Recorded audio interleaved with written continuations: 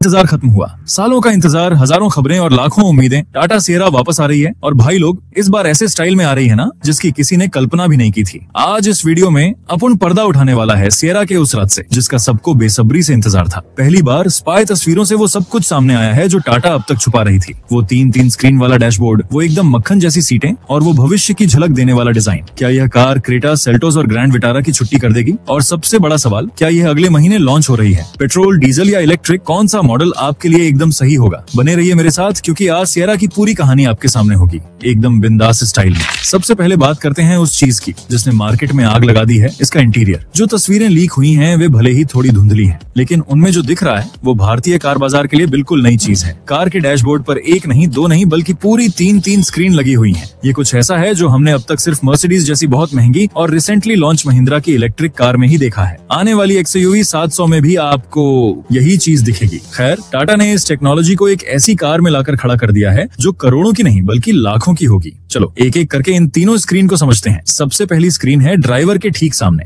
जिसे हम digital instrument cluster कहते हैं। ये पूरी तरह से डिजिटल होगी और इसमें कार की स्पीड, इंजन की जानकारी, नेविगेशन के इशारे और कार से जुड़ी हर छोटी बड़ी चेतावनी दिखाई देगी। इसका डिजाइन बहुत ही मॉडर्न और साफ सुथरा लग रहा है। अब आते हैं बीच वाली यानी मेन इंफोटेनमेंट स्क्रीन पर। ये स्क्रीन काफी बड़ी और चौड़ी है और डैशबोर्ड के सेंटर में लगी है। यहीं से आप कार के म्यूजिक, नेविगेशन, क्लाइमेट कंट्रोल और दूसरे सभी मेन फंक्शंस को कंट्रोल कर पाएंगे। इसको चलाने का तरीका टाटा की नई गाड़ियों जैसा ही लग रहा है, जो काफी आसान और तेज है, एकदम मक्खन जैसा। लेकिन असली जादू तो तीसरी स्क्रीन में है भाई। ये स्क्रीन आगे बैठे यात्री यानी को पैसेंजर के लिए दी गई है। ये एक बहुत ही जबरदस्त और अनोखा फीचर है। इस स्क्रीन पर को पैसेंजर अपना मनोरंजन कर सकता है, जैसे कि वीडियो देखना या गाने सुनना, और शायद नेविगेशन में भी ड्राइवर की मदद कर सकता है। ये फीचर इस कार को अपने सेगमेंट में सबसे अलग और सबसे मॉडर्न बना देगा। सोचो, लंबा टूर है, ड्राइवर कार चलाने पर ध्यान दे रहा है और साथ बैठा यात्री बिना उसे परेशान किए अपनी पसंदीदा फिल्म देख रहा है। यह अनुभव ही कुछ और होगा। अब सिर्फ स्क्रीन ही नहीं, डैशबोर्ड का पूरा डिजाइन ही बहुत जोरदार है। ये एक लेयर्ड डिजाइन है जिसमें अलग अलग मटेरियल का इस्तेमाल किया गया है। ऊपर का हिस्सा गहरे रंग का है, जबकि बीच में एक हल्का ग्रे या बेज रंग का पैनल है जो केबिन को एक हवादार और खुला एहसास देता है। कार का स्टीयरिंग व्हील भी बिल्कुल नया है। ये 2 स्पोक वाला डिजाइन है जैसा हमने टाटा कर्व और हैरियर EV में देखा है। इसके बीच में टाटा का लोगो भी जलता हुआ दिख सकता है, जो रात के समय केबिन को और भी खूबसूरत बना देगा। स्टीयरिंग पर ही म्यूजिक, फोन और शायद ADAS जैसे सिस्टम को कंट्रोल करने के लिए बटन दिए गए हैं। सेंटर कंसोल यानी दोनों सीटों के बीच की जगह भी बहुत अच्छे से डिजाइन की गई है। इसमें एक छोटा गोल घुमाने वाला गियर सिलेक्टर दिख रहा है जो यह बताता है कि यह कार का ऑटोमेटिक या इलेक्ट्रिक मॉडल हो सकता है। उसके पीछे इलेक्ट्रॉनिक पार्किंग ब्रेक और दूसरे जरूरी बटन दिए गए हैं। कुल मिलाकर अंदर से देखने पर यह कार किसी भविष्य की कार का एहसास कराती है। टाटा ने डिजाइन, क्वालिटी और टेक्नोलॉजी तीनों ही मामलों में एक लंबी छलांग लगाई है। ऐसा लगता है कि टाटा का लक्ष्य सिर्फ एक SUV बनाना नहीं बल्कि एक ऐसा अनुभव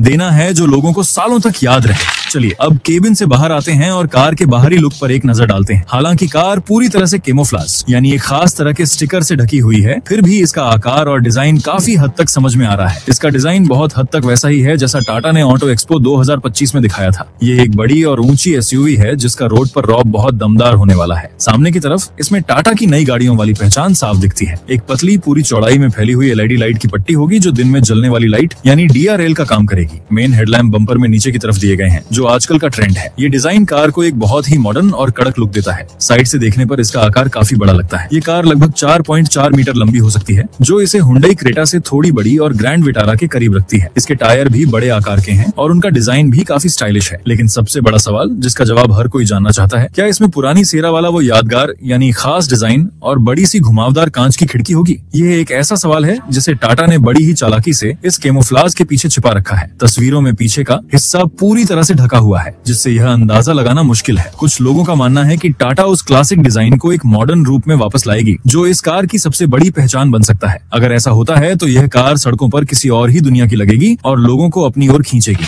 अब बात करते हैं उस चीज की जो किसी भी कार की जान होती है, उसका इंजन। एक शानदार डिजाइन और बेहतरीन इंटीरियर तभी काम का है जब कार में चलने के लिए एक दमदार इंजन हो, और इस मामले में भी टाटा कोई कसर नहीं छोड़ने वाली है। टाटा सियरा 1 नहीं, 2 नहीं, बल्कि 3 तरह के इंजन ऑप्शन के साथ आ सकती है: पेट्रोल, डीजल और इलेक्ट्रिक। सबसे पहले बात करते हैं पेट्रोल इंजन की। उम्मीद की जा रही है कि सियरा में टाटा का बिल्कुल नया 1.5 लीटर